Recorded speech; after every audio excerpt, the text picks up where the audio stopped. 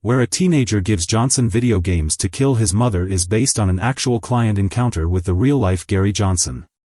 Now we are talking about the movie Hitman, 2023, whose IMDb rating is 6.9 out of 10.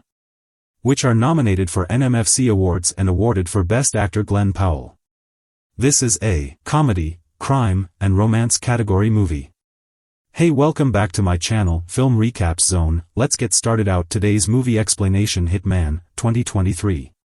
We see at the beginning of the story that Gary Johnson is a professor of psychology and philosophy at the University of New Orleans, who also works undercover with the New Orleans Police Department to assist in sting operations.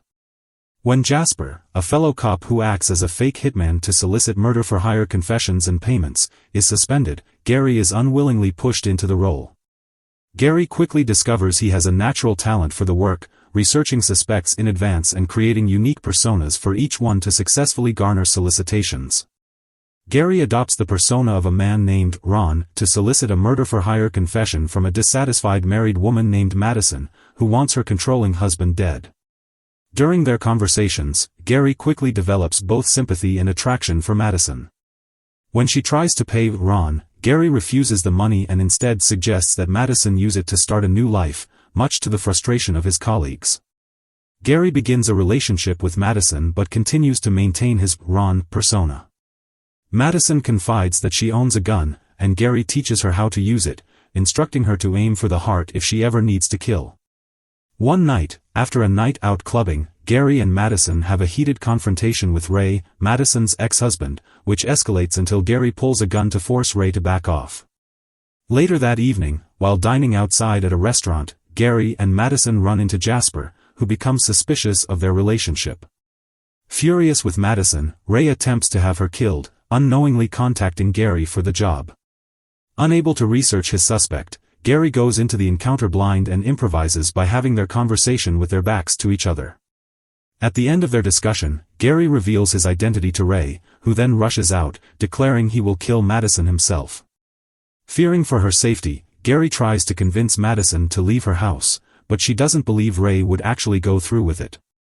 Gary is later called into work to discuss Ray's murder, much to his shock.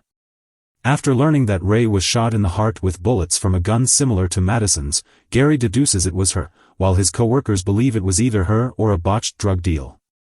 Gary meets with Madison to discuss Ray's murder, and she admits to it. This prompts Gary to reveal that Ron and the hitman persona were fabricated, confessing that he was worried she would prefer Ron to the real him.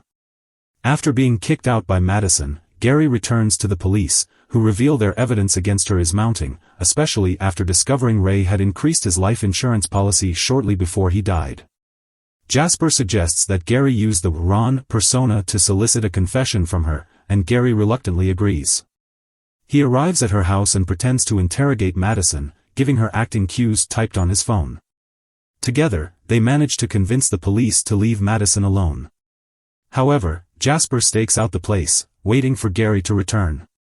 Jealous that Gary took his role, Jasper demands Madison's newly inherited money from the life insurance policy. As he does, he starts to pass out from poison given by Madison, while Gary suffocates him with a plastic bag. They stage Jasper's death to look like a suicide. The movie then skips several years ahead, showing Gary and Madison's new life together as a married couple with children.